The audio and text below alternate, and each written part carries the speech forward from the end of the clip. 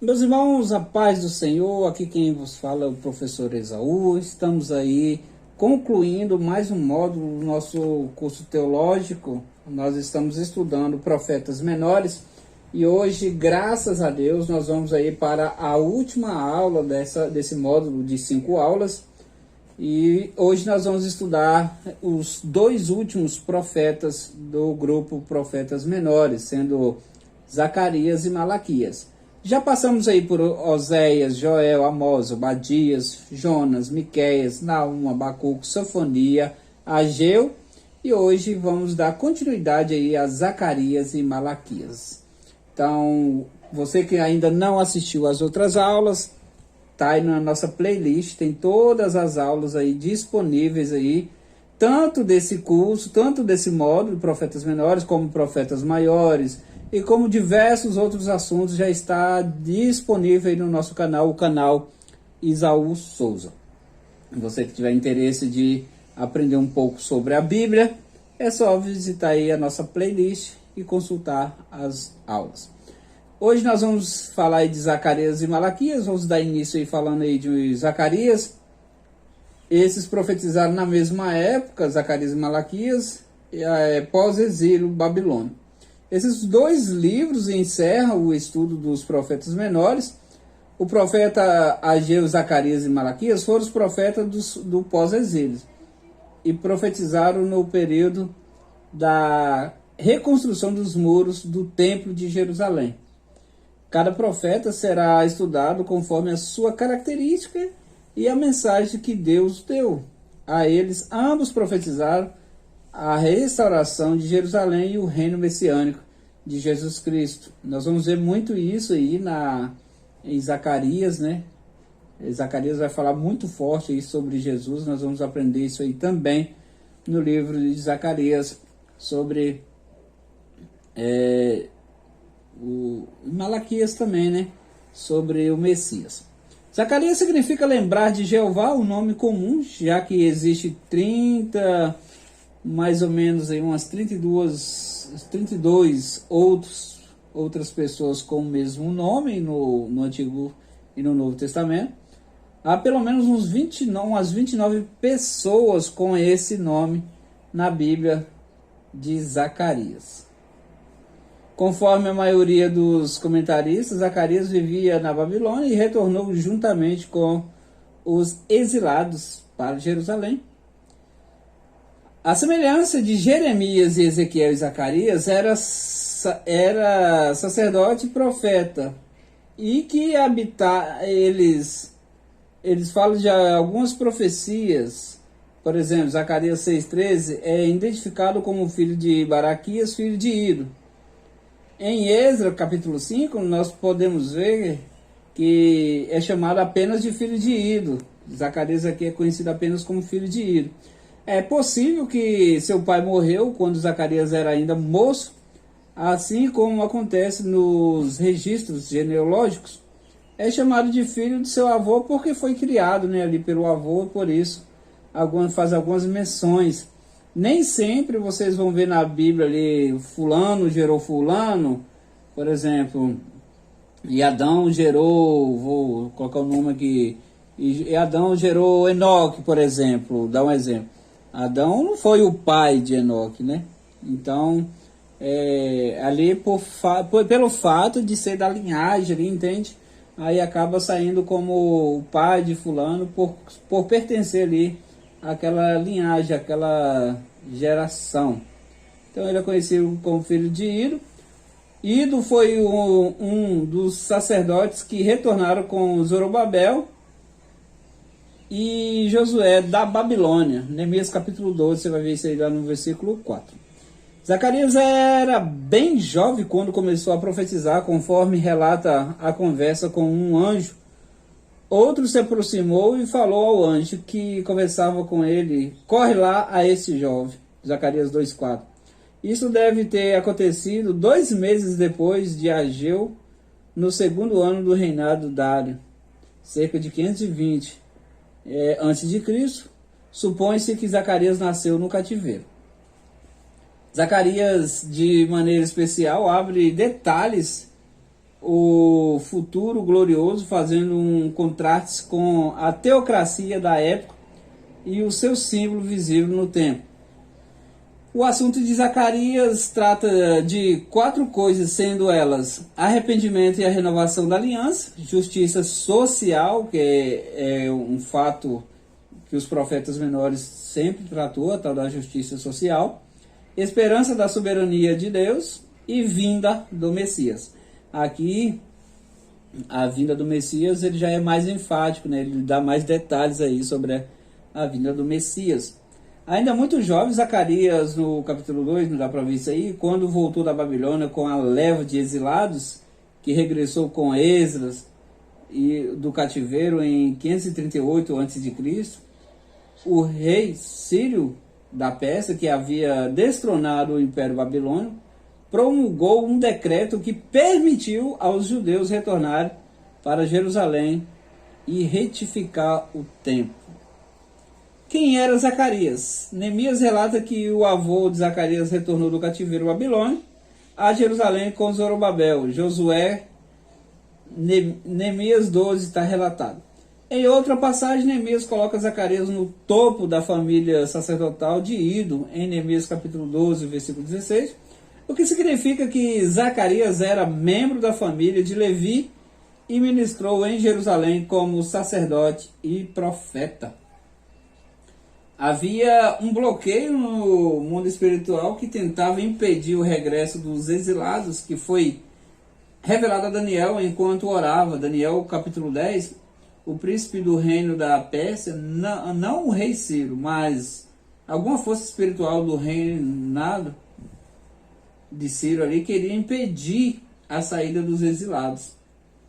Existem governos, principados e potestades que opera em cada nação. Eu costumo até bater nessa tecla aí, que cada nação, cada continente ou cada país, ele tem uma potestade que opera ali.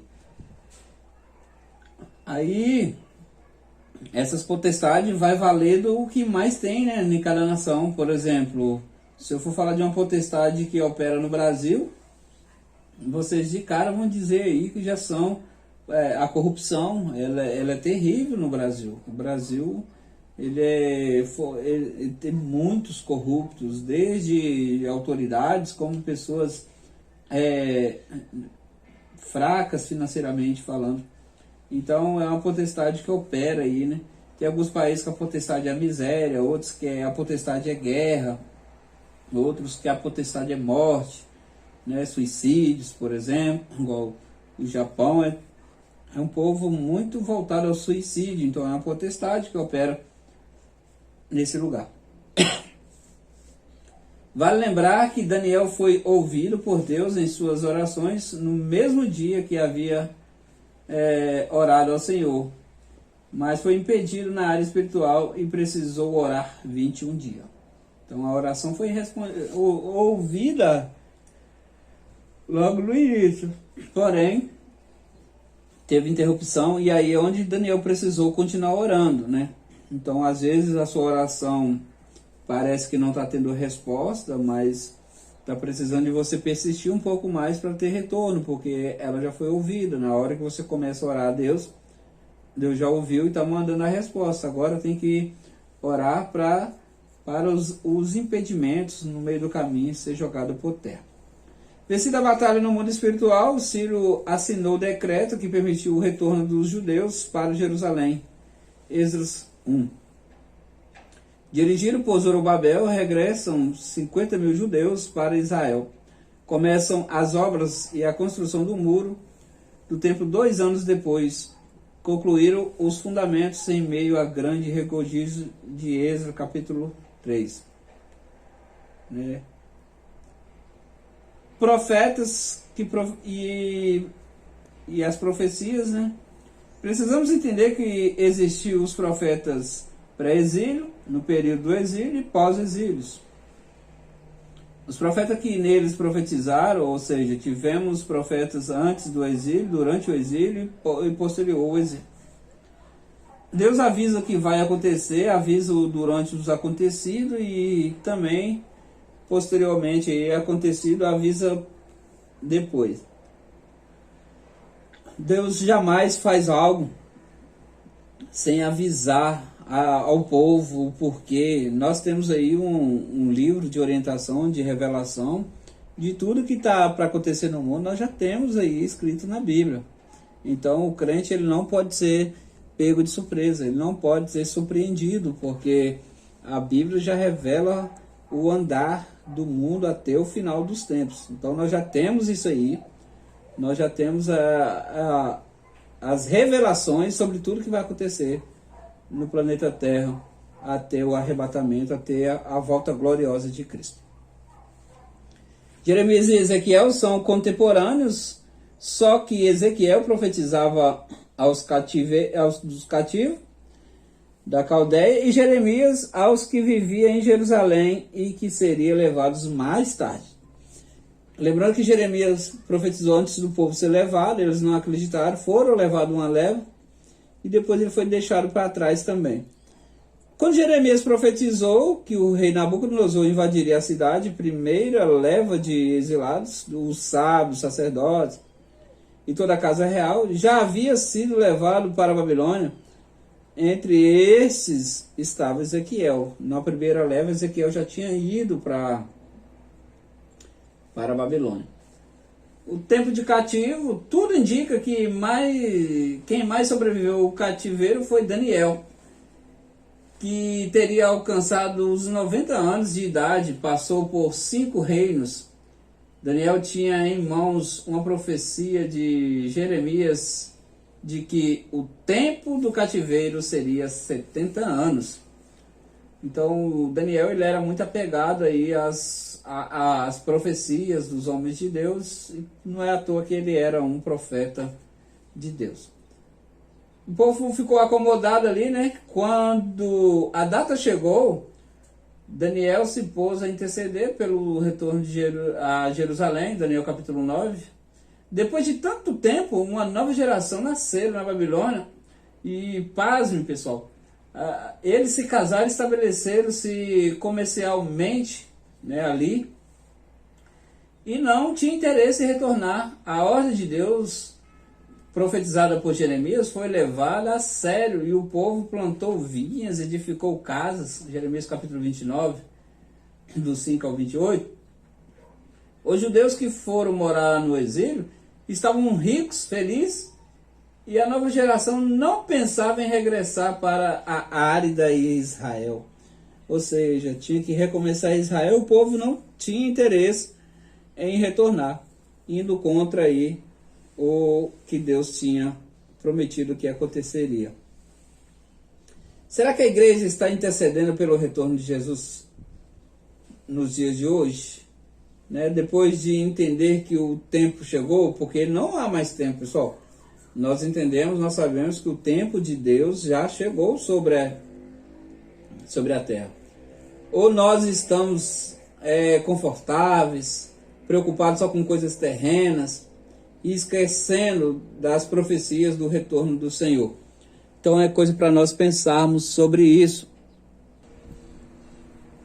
A datação mencionada por Zacarias são mais fáceis do que Ageu. A Bíblia NVI, comentada, apresenta um quadro de datas esclarecedor. Precisamos entender que os anos são em ordem decrescente até a mudança do calendário por Júlio César e a época de Cristo. Ageu vai relatar várias datas aí no ano 520. Vai ser bem preciso, né? Você lendo aí o livro de Ageu, nós vamos ver bastante datas aí. 17 de outubro de 520 a.C., aí dezembro, 18 de dezembro. Então muita coisa aí relatada por Ageu aí é bem preciso aí. O propósito das profecias, Zacarias profetizou na mesma época do profeta Ageu, com o propósito de fortalecer e encorajar os líderes que trabalhavam na reconstrução da cidade. Apesar do livro de Esdras aparecer antes de Neemias, acredita-se que Neemias vem primeiro, porque cronologicamente primeiro se construíram os muros, depois o templo. Eu sempre falo sobre isso, que a Bíblia ela está organizada de forma lógica e não cronológica. O que é isso? A forma lógica é uma forma de melhor compreensão. E a forma cronológica é como as coisas acontecendo no devido tempo e colocado em ordem, né? É a mesma coisa da uma ordem crescente. 1, 2, 3. Então a Bíblia ela não foi montada dessa forma. O primeiro livro da Bíblia a ser escrito não foi Gênesis, mas na forma lógica, Gênesis é criação. Então inicia com a criação, por isso que é o primeiro livro. O propósito das 8 visões é explicado, né? Zacarias capítulo 1. O Senhor esperava que Judá se voltasse para ele e ele se voltaria para Judá. Animados por esses profetas, os líderes se empenharam na construção da cidade do templo. O estudante se aprofundará, nós se aprofundaremos agora, no estudo do livro de Zacarias, acompanhado um esboço que eu vou estar passando para vocês aí agora. Na introdução, a data e o nome, né, do autor, capítulo 1, versículo 1. Essa parte foi apresentada já aqui, já passei para vocês. O chamado ao arrependimento, ainda no capítulo 1, Zacarias faz um retrospecto conciso da razão do cativeiro, a ira do Senhor contra os pais no passado, e fez um apelo para que a geração atual se arrependa. A maioria daquelas pessoas nasceu e viveu no cativeiro da Babilônia. As 8 visões noturnas de Zacarias, o capítulo 1, do versículo 7, né, vai até ali é o capítulo 8 ali. As 8 visões de Zacarias se deram à noite, e de uma só vez tive de noite uma visão. Capítulo 1, versículo 8.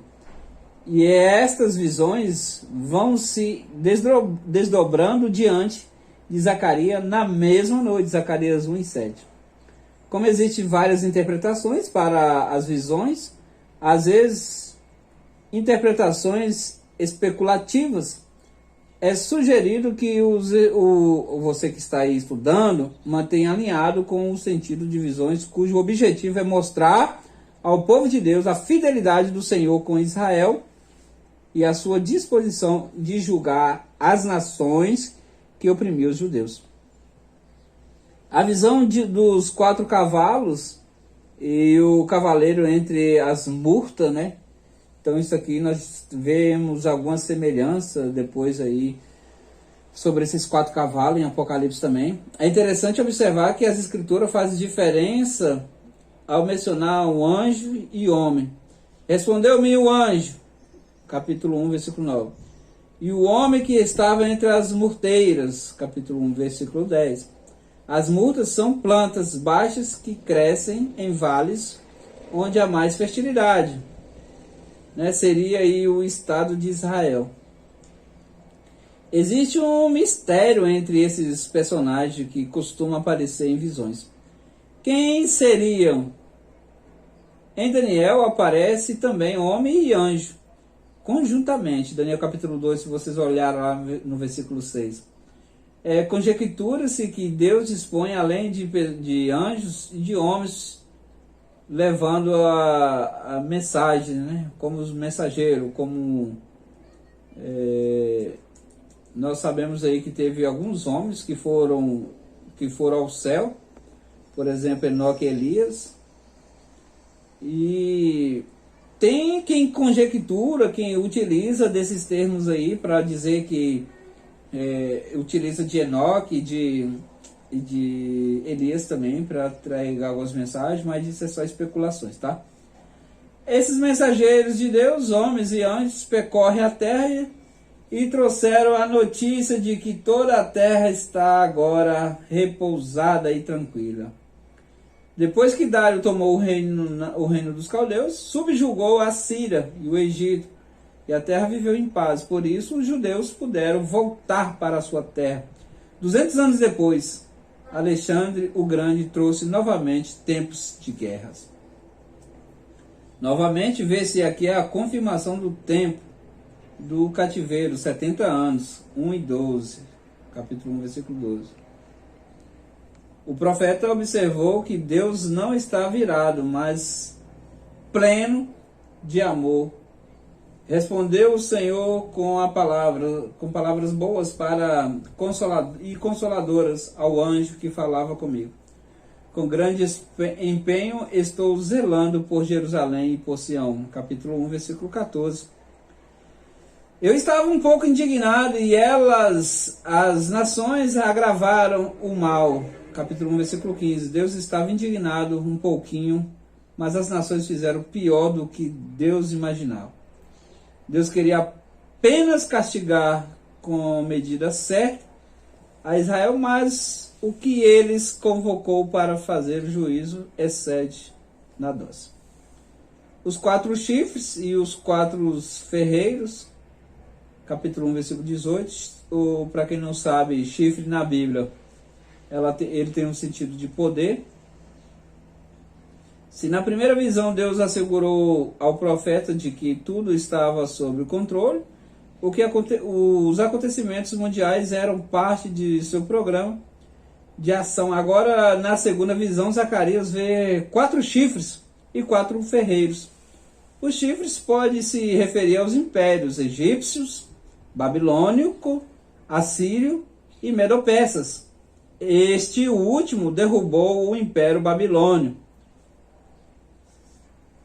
Os Babilônio, Pérsia, Grécia e Roma, impérios que eram muito poderosos, o ferreiro consegue quebrar o poder dos chifres, sinal de que o poder e a autoridade. Deus estava avisando a Israel de que essas nações foram totalmente dominadas. O mesmo Deus que as trouxe contra Israel, havendo realizado o seu propósito, as afastou para sempre. Ou seja, Deus utilizava das nações para castigar Israel. Só que depois essas nações castigavam, elas até abusavam um pouquinho. Elas faziam até coisas que Deus não ordenaram fazer. E aí Deus também ia lá e castigava as nações que ele utilizou para castigar a Israel. O homem com a fita métrica, no capítulo 2, já, né? A Bíblia fala em cordas, de medir um pedaço de corda com a medida exata. Naquele tempo usava-se uma espécie de bambu ou cana. Nós estudamos sobre isso lá, né, na bibliologia, né, o cano sagrado, cana, vara de medir. Então, ou seja, na medida certa. E cordas para se medir. A fita métrica é a que melhor expressa culturalmente o que o profeta viu naquela noite. O profeta perguntou ao anjo: para onde vais tu? E o anjo respondeu: medi Jerusalém para ver qual é a sua largura e qual é o seu comprimento. É uma figura do que haveria de acontecer nos dias de hoje. Jerusalém não teria mais muros, pois antes impede o crescimento da cidade. Muros de proteção agora são o próprio Senhor.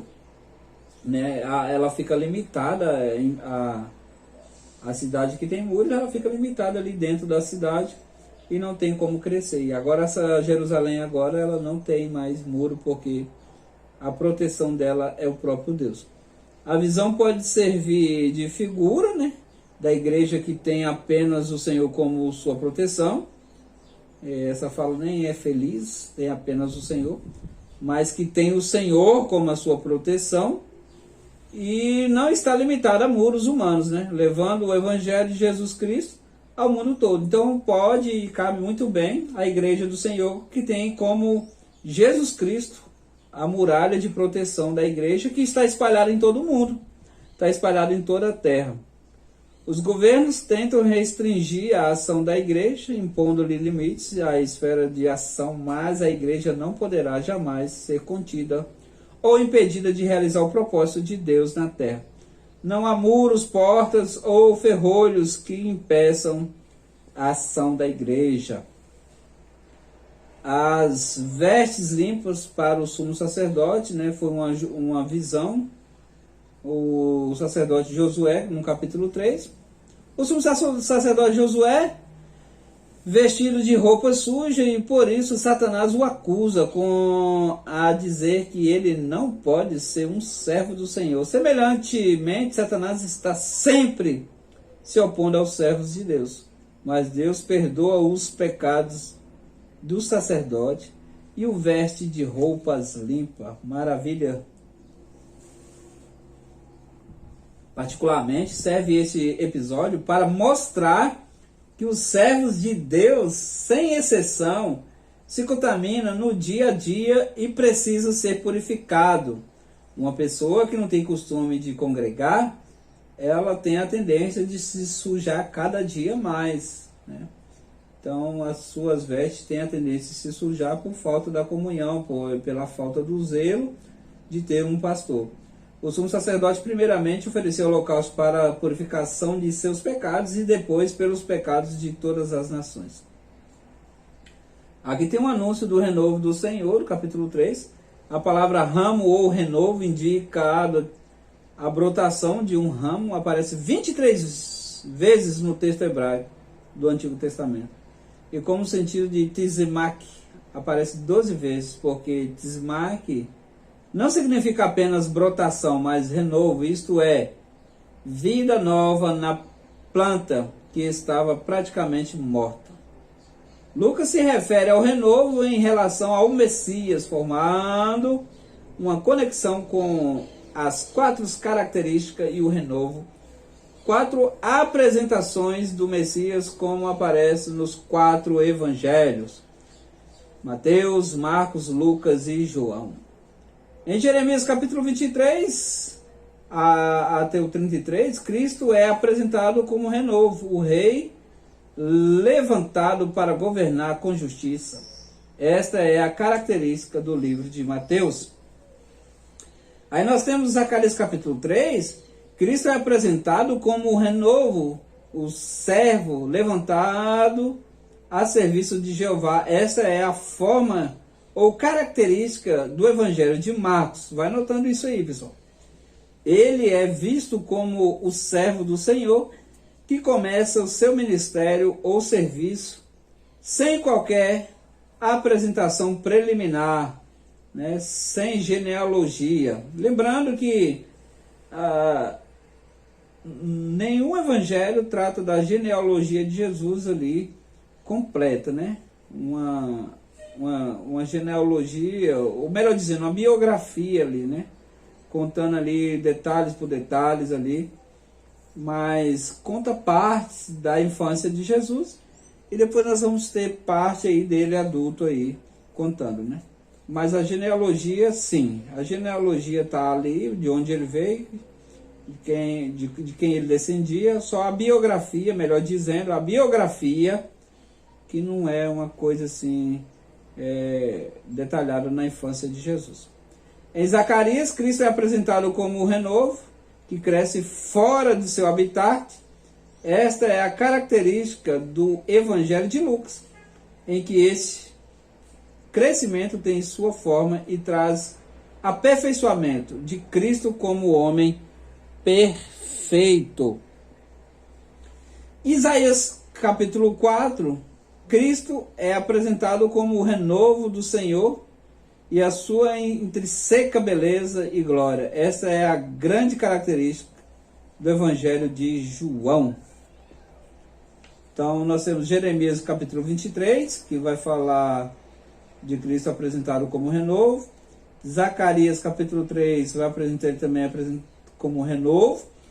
Zacarias capítulo 6 também vai apresentar ele como renovo. O capítulo 3 é a mesma semelhança ali de Marcos. Zacarias capítulo 6 é renovo também, mas já ali em Lucas. E Isaías, o renovo é uma característica do Evangelho de João. É uma figura dupla de Israel se renovando e voltando a frutificar, e o Messias que haveria de chegar à terra. O candelabro de ouro e as duas oliveiras, adoração, né? O candelabro é a figura da luz de Deus sobre o Israel, abastecido continuamente pelo azeite de oliveira. No Apocalipse, o candelabro é uma figura da igreja. Os 7 candeeiros de ouro são as 7 igrejas. Apocalipse, capítulo 1, versículo 20. Vale observar que ao lado do candelabro, Zacarias viu duas oliveiras, uma de cada lado. A oliveira fornece a azeitona, de onde é extraído o azeite, tanto para o consumo na cozinha, óleo hidratante para pele e combustível para as lamparinas. O fato de haver duas árvores indica que o óleo nunca faltará. Na resposta do Senhor a Zacarias, esta é a palavra do Senhor a Zorobabel. Não por força, nem por poder, mas pelo meu Espírito, diz o Senhor dos Exércitos.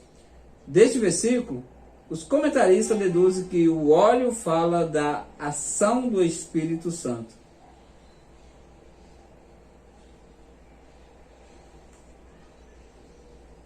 O profeta, dialogando com o anjo, pergunta sobre duas oliveiras. Por que havia um raminho que saía da oliveira e abastecia os 2 tubos de ouro do candelabro?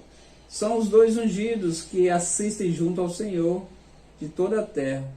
Capítulo 4. A palavra hebraica para raminho aqui sugere um regato que flui continuamente para alguns dos 2 ungidos. Da época era Zorobabel e Josué, capítulo 4, versículo 10. Outros, entretanto, exploram o tema para afirmar ser Elias e Moisés. E ainda outros, as 2 testemunhas do Apocalipse, que faz muito sentido.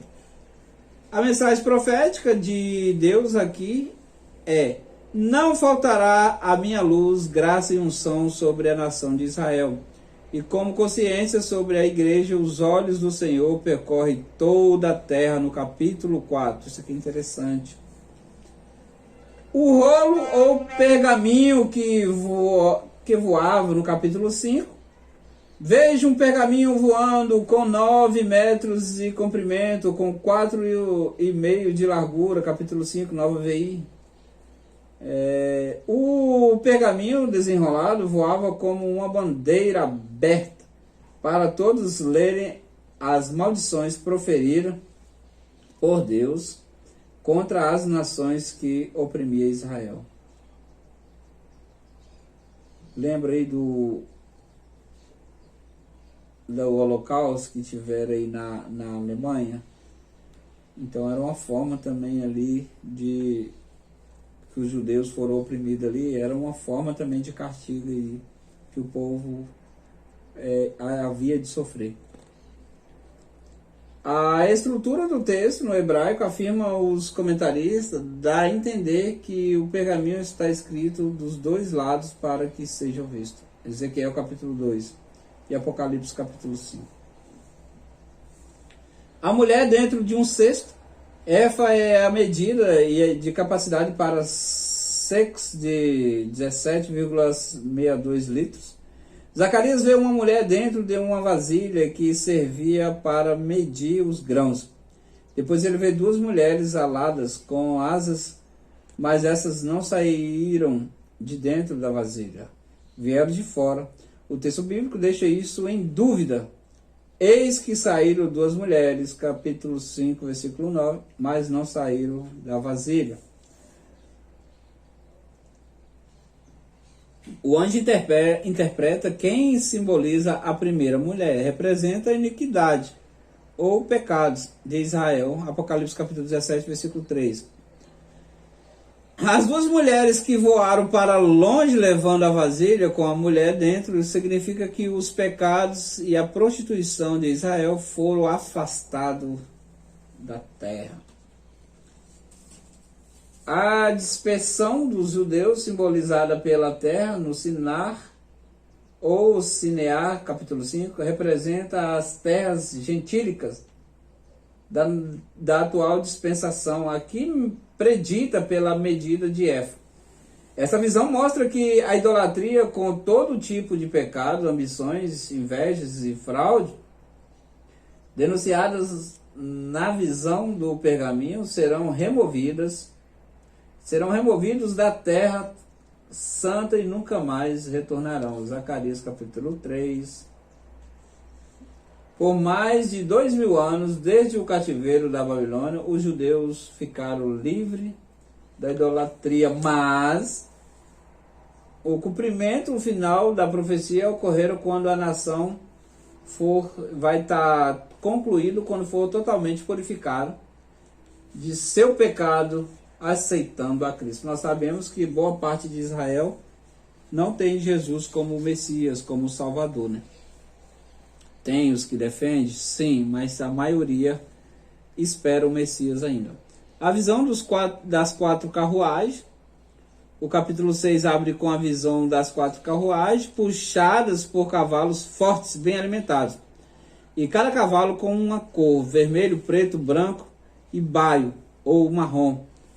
O anjo respondeu a Zacarias que essas carruagens representam os quatro ventos de Deus enviado a toda a terra.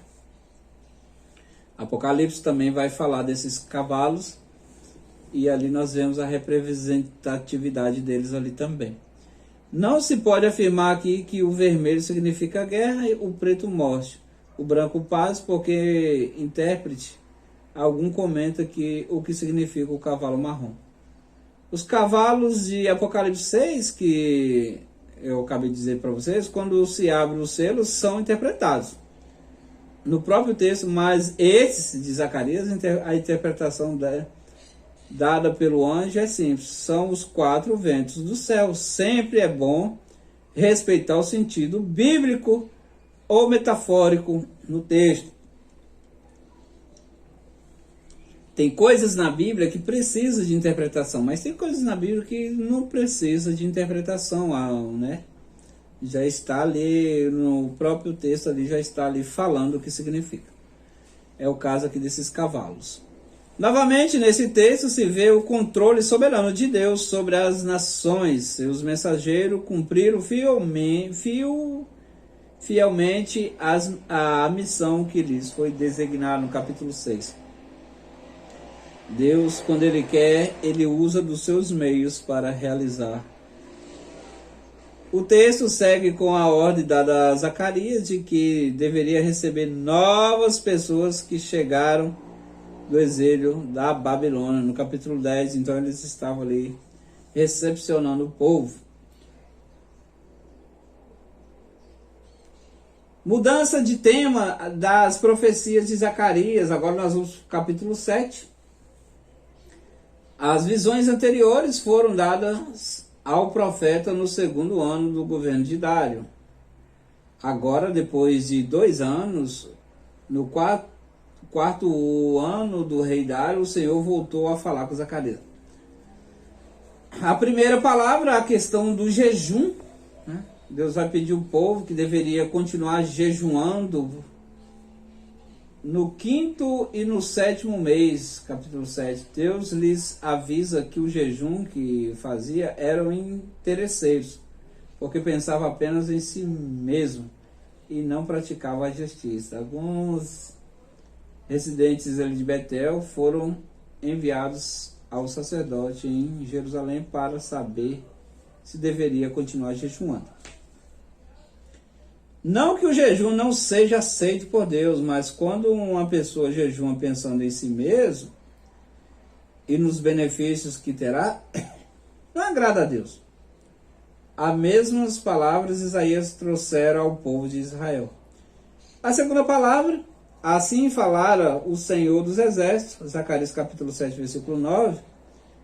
Certamente a profecia tinha em mente a advertência do Senhor antes do cativeiro. O que está dizendo o Senhor? Eu clamei e eles não me ouviram. Eles também clamaram e eu não os ouvi. Ou seja, se você não ouve a Deus, se você não clama a Deus, então Ele também não vai te ouvir. surgindo daí a sentença do versículo 14. A terceira palavra, esta é uma profecia messiânica que vem se cumprindo em parte, mas não completamente. Deus decidiu abençoar seu povo, trazendo-o de todas as extremidades da terra. Anunciando o castigo sobre as nações opressoras. Deus promete proteger seu povo. Vou defender o meu povo dos meus inimigos. E não vou deixar que os exércitos deles invadam a minha terra. Pessoal, Israel sempre foi oprimido, as pessoas sempre queriam atacar Israel. Mas Deus falou, eu abençoarei os que te abençoarem e amaldiçoarei os que te amaldiçoar. Falou para Jacó, para Israel. Porém, vai chegar um momento que todas as nações vão se voltar contra Israel. E, apesar deles não ter reconhecido Cristo como Messias ainda, Jesus Cristo será o próprio defensor de Israel. O capítulo 9 abre com novas predições contra Damasco, Ramate, Tiro, Sidom e as demais cidades dos filisteus. Anos depois, quando Alexandre o Grande desembarcou sua frota naval nas areias Filistia e Fenícia, essas cidades foram totalmente subjugadas e passaram a ser domínio grego. Lembrando que os gregos dominaram boa parte do planeta nessa época. A nação de Israel seria ainda muito provada através de reis iníquos, invasões dos gregos, egípcios, dos romanos. Por fim seria destruída, mas o cumprimento total dessa profecia ocorrerá quando as nações do mundo cercarem Israel. Só então Deus intervirá, destruindo os exércitos invasores, dando paz eterna ao seu povo.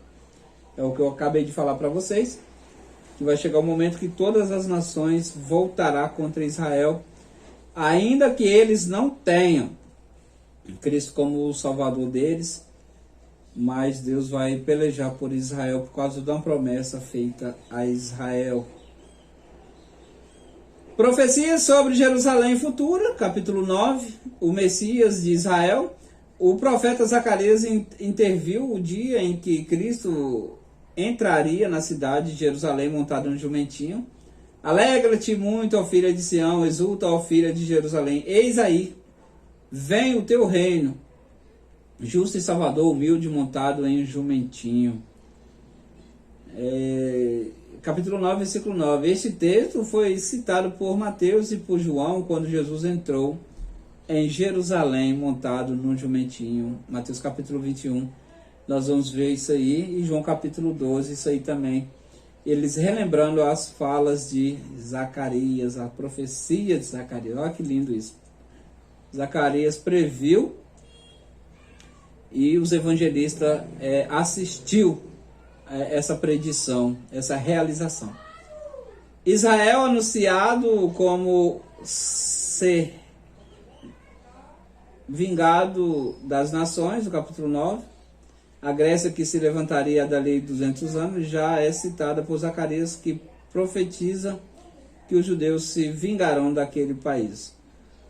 O Senhor, o seu Deus, naquele dia o salvará como ao rebanho do seu povo, porque eles são pedras de uma coroa e resplandecem na terra dele. Pois quão grande é a sua bondade e quão grande a sua formosura. O cereal fará florescer os jovens e o vinho, as donzelas. Capítulo 9, versículo 16 ao 17.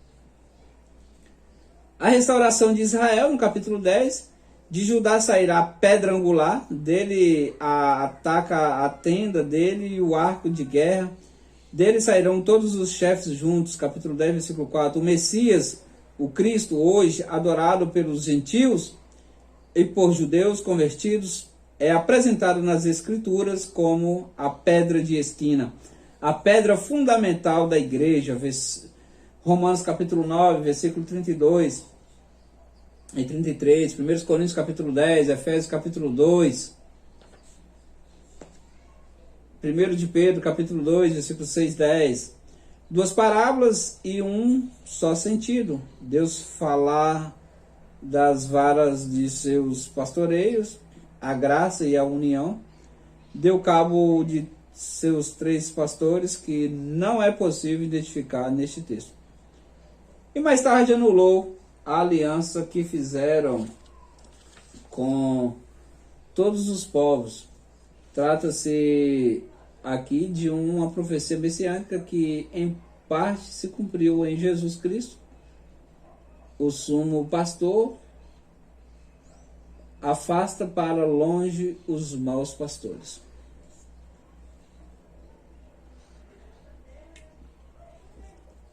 A salvação de Jerusalém, no capítulo 12. As coisas boas sobre Jerusalém. Este capítulo contém uma profecia da defesa e a proteção da salvação do povo de Deus. Também fala de um derramamento do Espírito e da conversão dos judeus. Isso aqui tudo é nos últimos dias, tá? Será aí a intervenção de Deus salvando Israel.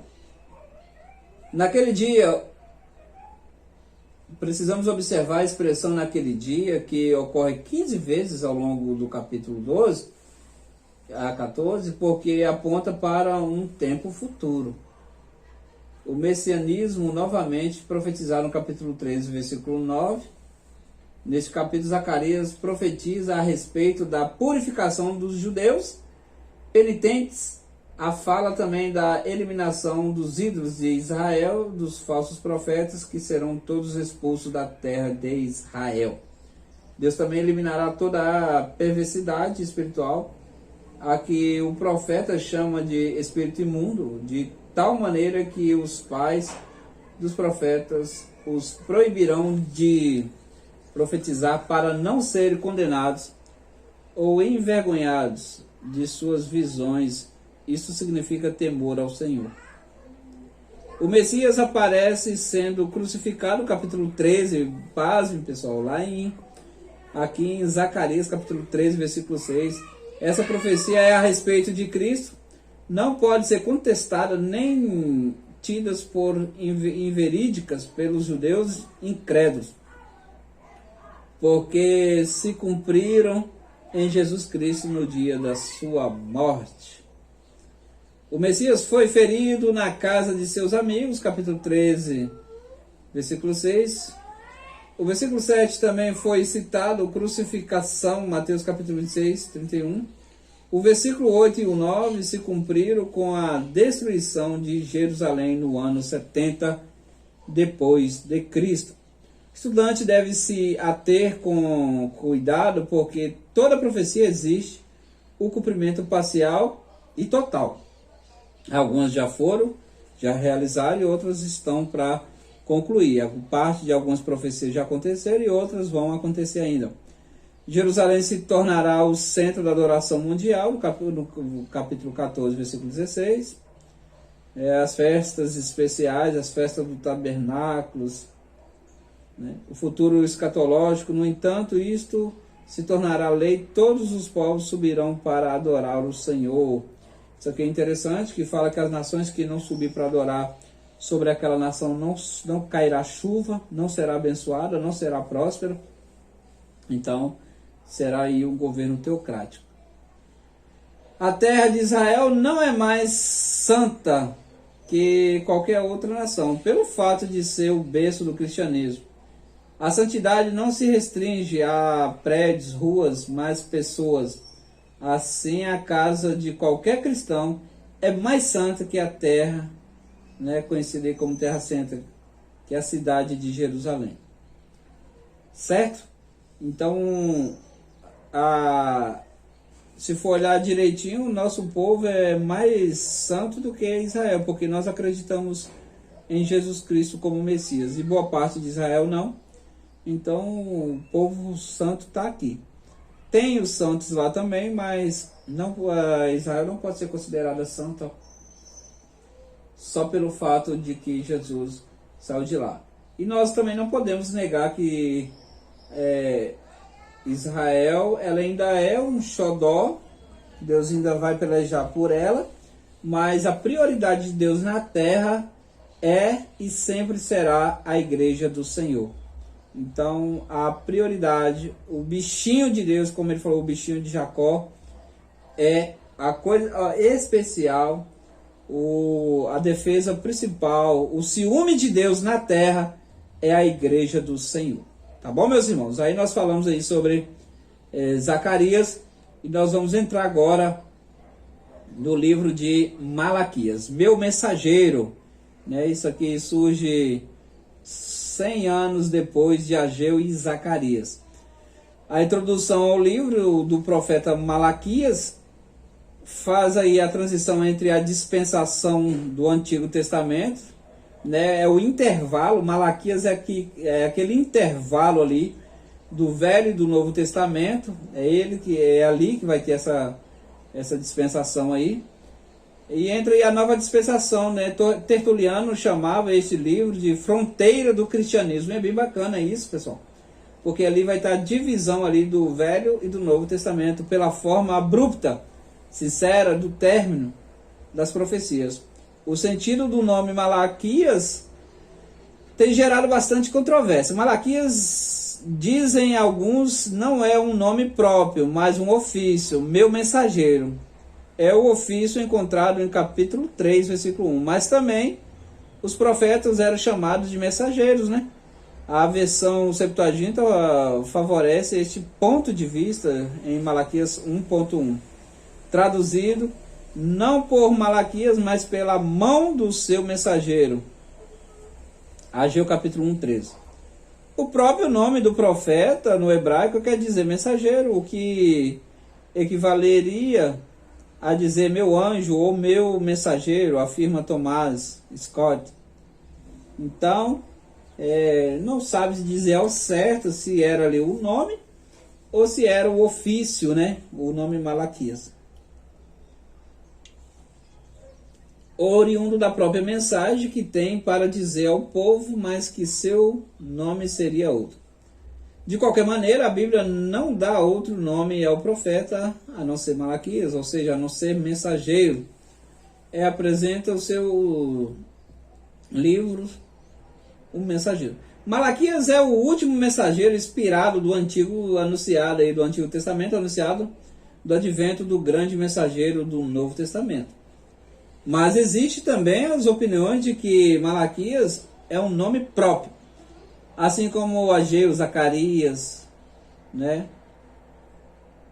Fortaleceram as mãos de Zorobabel na reconstrução do templo. Malaquias incentivou a Esdra e Neemias na reconstrução da cidade. O livro e o seu conteúdo, vamos lá, o livro de Malaquias nas cópias hebraicas chamado de Sefer, Malaqui, Malachi, ou o livro de Malaquias na Vulgata Latina, as profecias de Malaquias, e nas versões siriacas, arábicas, as profecias do profeta Malaquias. Comentaristas hebreus o chamam de o selo dos profetas, porque ele concluiu o Antigo Testamento. Olha que benção. Malaquias apresenta o seu livro outros 4 mensageiros. O verdadeiro sacerdote, porque ele é mensageiro do Senhor dos Exércitos, uma figura do líder da igreja, um pregador do evangelho que fala sempre em nome do Senhor. João Batista, o mensageiro que prepara o caminho do Messias, capítulo 3.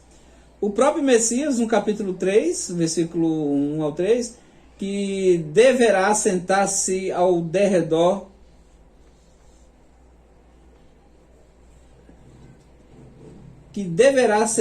como derretedor e purificador da prata.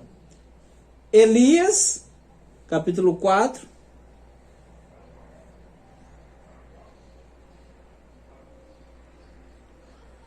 Elias, que Jesus afirmou ser João Batista, que veio no poder do espírito de Elias. O importante nesse livro são as perguntas que o faz a Deus, né? O que é mais importante? Esta é uma mensagem de Deus para os nossos dias. O profeta Malaquias é chamado também como profeta da restauração, pois profetizou na época da reconstrução de Jerusalém. logo depois do retorno do cativeiro babilônico. Todo o texto profético é escrito utilizando-se três formas de perguntas: perguntas de Deus ao povo, e o povo a Deus, e do profeta ao povo. As perguntas. Malaquias contém muitas perguntas, ele é conhecido aí como o profeta repórter, e outras que respondem às primeiras perguntas. As perguntas são: em que nós temos amado? Perguntava o povo a Deus. Resposta de Deus é também em forma de pergunta: não foi Esaú irmão de Jacó? Se eu sou o pai, onde está a minha honra? Em uma subpergunta: e se eu sou o Senhor, onde está o respeito para comigo? Em que desprezamos nós o teu nome? Em que havemos profanado? Não é isso mal? Terá ele agrado em ti e te será favorável? Aceitará ele a vossa pessoa? Aceitaria eu isso da vossa mão? Não temos nós todos o mesmo Pai? Não nos criou o mesmo Deus? Profanando a aliança de nossos pais? E perguntais por quê? Então aqui teve uma mistura aí de pergunta de todo mundo e continua ainda. Em que enfadamos? Onde está o Deus do juízo? Em que havemos de tornar? Roubará o homem a Deus? Em que te roubamos? Que temos falado contra ti? Que nos aproveita andar retamente diante de Deus? Capítulo 3, versículo 14. Aí conclui. Então é o livro do questionamento, do interrogatório, né? É o profeta repórter, que ele questiona e fica aguardando Deus responder, em que nós temos amado, contestando o amor de Deus. Agora, depois de 70 anos de cativeiro, sofrimento, angústia, vergonha, o povo perguntou a Deus: em que nós temos amado? Ficamos 70 anos no exílio, nossa cidade foi totalmente destruída, nossa nação foi pisada por povos pagãos, e o Senhor ainda afirma que nos ama? Parafraseando, era isso que o povo queria dizer a Deus. Aí Deus não está iniciando um diálogo, mas continuando uma conversa que ficou para trás.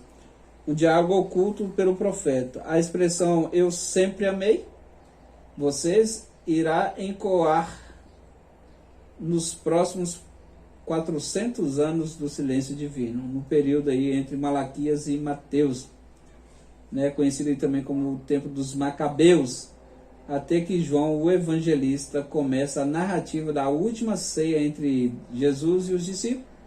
Tendo amado os teus que estavam no mundo, amou-os até o fim. Deus explica aos judeus que ele não tivera o mesmo fim de Esaú, irmão de Jacó. Não foi Esaú irmão de Jacó, disse o Senhor. Todavia amei Jacó e aborreci Esaú. Essa decisão de Deus está no pacto que fez com Abraão. Deuteronômio capítulo 7, 7. Se eu sou o pai, onde está a minha honra? Várias perguntas e respostas estão alinhadas com esta primeira. E se eu sou o Senhor, onde está o respeito para comigo? Os sacerdotes então retrucam a Deus: em que desprezamos o teu nome? Em que te havemos profanado?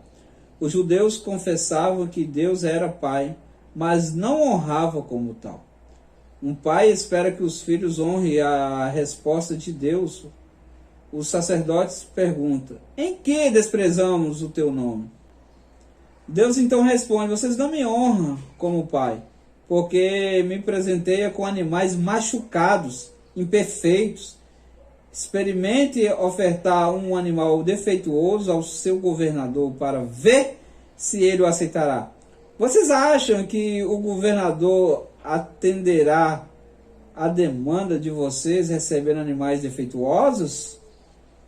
Irmãos, o povo levando animal defeituoso para Deus, sendo que se fizesse isso ao imperador, eles teriam consequências drásticas. Jamais nem eu responderei às suas orações. Isso aqui é um tipo de resposta para que os membros da igreja tenham mais respeito ao Senhor, ao líder, do que a Deus. Os líderes ganham lindos presentes, Deus recebe uma cédula amassada, sem valor, no ofertório. O serviço de Deus era feito com desprezo. Os filhos honram mais o pai e o servo ao seu senhor, e o povo estava desprezando a Deus. Nos dias de hoje não é diferente. Não existe temor no que canta, nem no que prega, né? De qualquer maneira, as pessoas não têm respeito ao se referir a Deus. O culto é apenas um detalhe da vida religiosa do povo. Às vezes praticamos reuniões da Santa Ceia do Senhor em que a ceia torna apenas um detalhe religioso. Então as pessoas não têm ali o hábito de permanecer fiel. Deus então pergunta ao povo: que reação teria o governador se lhe oferecesse esse tipo de oferta? Terá ele agrado em ti e te será favorável? Capítulo 1, versículo 8. Então, a resposta é evidente que não, né, irmãos? A pergunta de Deus deve ser levada a sério nos dias de hoje. Hoje, porque os crentes devem oferecer a Deus o melhor tempo, o melhor tudo, irmão. Por isso, o culto a Deus deve conter respeito e temor. Aliás, falando dos cultos, é possível que alguns clubes sejam mais ordenados que muitas igrejas. Pasme, irmãos. Hoje Deus não requer do cristão ofertas de animais, Ele quer as vidas. Quer que você ofereça a sua vida a Ele com respeito. Paulo entendeu bem esse princípio quando exortou: portanto, irmãos, rogo-lhes pelas misericórdias de Deus que ofereçam em sacrifício vivo, santo, agradável a Deus. Esse é o culto racional de vocês. Romanos capítulo 12. Mas precisava haver o respeito a Deus. De que maneira esse respeito pode ser contextualizado em nossos dias? A resposta é temor a Deus. O Provérbios está escrito: o temor ao Senhor é o princípio do conhecimento, ou a versão atualizada: o temor ao Senhor é o princípio do saber. Provérbios capítulo 1, 7. O temor a Deus nos cultos, quando tentamos adiantar, quando fazemos as coisas para Deus com temor, com respeito, com cuidado, a tendência é sermos prósperos, sermos abençoados. O temor a Deus passa a ser a vestimenta interior. As pessoas não são mais confrontadas com o pecado. Ou seja, a pessoa peca, não, faz parte. Então, as pessoas não têm mais temor. E às vezes utiliza de púlpitos de igreja, pessoa com a vida toda desconcertada, está ali com os púlpitos da igreja, sem nenhum temor, sem nenhum respeito à pessoa de Jesus. A banalização do sacro, as religiões de matriz africanas exigem que as oferendas para os seus deuses tenham de ser perfeitas, as melhores. E na igreja nós queremos fazer de qualquer maneira. Eu vou cantar o hino aqui, se eu errar, os irmãos me perdoam, é para o Senhor. Se é para o Senhor, tem que ser o melhor. Além de oferecer sacrifícios desprezíveis aos olhos de Deus, o povo diz que é a canseira, é muita correria, muito cansaço, não tem tempo. A pessoa que não tem tempo para Deus, ela é uma pessoa perdida, não tem tempo para nada. Ela não vive. Quando vocês trazem animais roubados, aleijados e doentes, e as oferecem sacrifício, deveria eu aceitá-los de suas mãos? A pergunta do Senhor. Maldito seja o enganador que, tendo no rebanho um macho sem defeito, promete oferecer depois, sacrifica para mim um animal defeituoso. Diz o Senhor dos Exércitos: pois eu sou o grande rei, e o meu nome é temido entre as nações. Capítulo 1, versículo 12. A canseira consagrar-se ao Senhor é muita desculpa, é muita mentira utilizada às vezes no meio das pessoas. Às vezes a pessoa pede a Deus um emprego e quando Deus abre a porta do emprego ela não quer saber mais de Deus. Então a pessoa trabalha a semana toda, no dia do Senhor ela tem a capacidade de chegar atrasada no culto, né? A pessoa tem a capacidade de roubar o tempo do culto. Não temos nós todos o mesmo Pai? A pergunta dos profetas.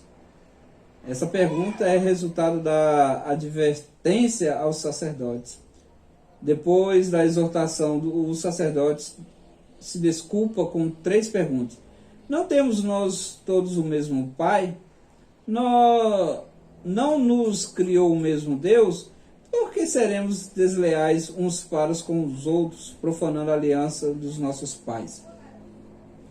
O casamento como exemplo de fidelidade, em que enfadamos o Senhor. Aqui os judeus afirmavam que não adiantava ser bom ou mal, porque a pessoa que é má passa por boa aos olhos de Deus, que em verdade estava afirmando que Deus era injusto nisso aqui, nessa fala.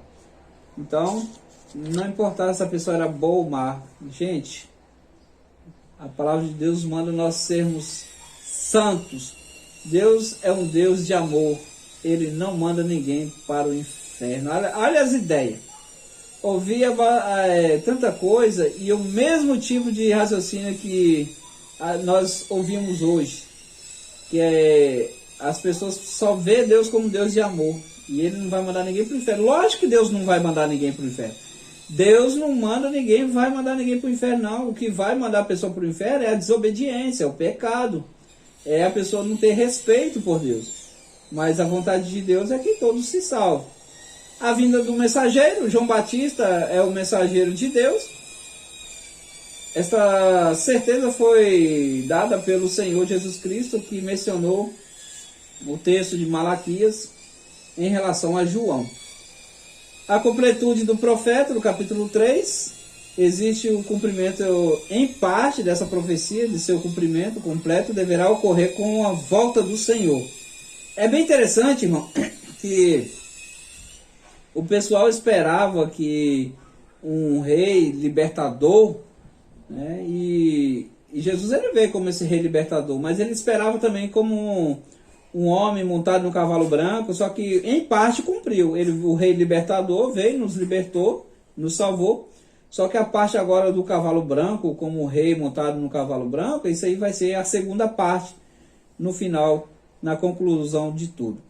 Em que havemos de tornar a pergunta de Deus. Deus responde a pergunta dos líderes e sacerdotes com outra pergunta. Roubará o homem a Deus? O povo então em que?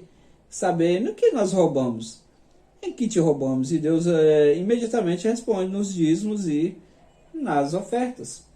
Os apóstolos não deixaram o ensinamento algum sobre dízimo no Novo Testamento, porque era a prática da igreja em Jerusalém dar tudo e não apenas 10%. E Jesus, quando repreende os religiosos da época, menciona os dízimos como uma prática daqueles dias. Ai de vocês, fariseus, pois dão para Deus a 10ª parte, até mesmo da hortelã, da arrura e de todas as verduras, mas não são justos com os outros e não amam a Deus. E são exatamente essas coisas que vocês devem fazer. São exatamente essas coisas que vocês devem fazer sem deixar de lado as outras. Lucas capítulo 11, versículo 42. Eles tinham que fazer tudo isso. Eles tinham que dizimar. Mas não podiam deixar de lado o amor ao próximo, né, a assistência social. Então fica muito claro aí que era uma prática nos dias de Jesus e que devia fazer. Jesus vai dizer que deviam praticar. Explicitamente a resposta de Deus é: quando traz os dízimos para a minha casa, então estão mostrando que também estão retornando para mim. Daí que quando uma pessoa decide dar oferta e dízimo ao Senhor, demonstra diante de todos os que está buscando a Deus, que reconhece que Ele é o doador, galardoador de tudo que tem. É mais ou menos assim, se eu tenho 100%, é porque Deus me deu. Por que eu vou pegar os 10%, sendo que a menor parte que é do Senhor? Gente, se eu não sobreviver com os 90%, não é 10% que eu vou sobreviver. Entende? A propósito, ouve-se constantemente irmãos falando em dizimar. Ora, dízimo é um substantivo e não declina. Já dizimar, que quer dizer destruir, arrasar. Quando o pastor diz todos devem dizimar, nem imagina o sentido de sua frase. Né? A palavra correta é dízimo e não dizimar, porque dizimar é destruir. Que temos falado contra ti? Deus está ofendido. O que mais desagrada a qualquer pessoa é a ingratidão. E se tem uma coisa que esse povo tinha, era ingratidão. Deus estava aborrecido com a ingratidão deles. Na linguagem de hoje, né? Comeu e virou o coxo. Ou seja, precisou de Deus, depois virou as costas para Deus. Isso é muito comum nos dias de hoje. Alguém sempre desabafa. De que adiantou trabalhar na obra de Deus todos esses anos? Ou uma linguagem de Malaquias que adiantou servir a Deus esses anos todos? Eu me mantendo santo, sou castigado, sei de gente que vive pecando e é sempre abençoado por Deus. O que adiantou o jejum há tantos dias? Aqui é uma indignação do profeta. A ingratidão é o contrário das ações de graça, né? Então, ou seja, a gratidão é investir em bênçãos na sua vida, a gratidão. A ingratidão é totalmente o oposto, é trazer maldição para a vida. O anúncio do grande dia, o grande dia do Senhor. Este capítulo trata da destruição dos israelitas perversos e da alegria dos justos pelo anúncio da chegada do Messias. Sendo assim, existe uma diferença entre os que ouviram a mensagem de Cristo e os que desprezaram, né?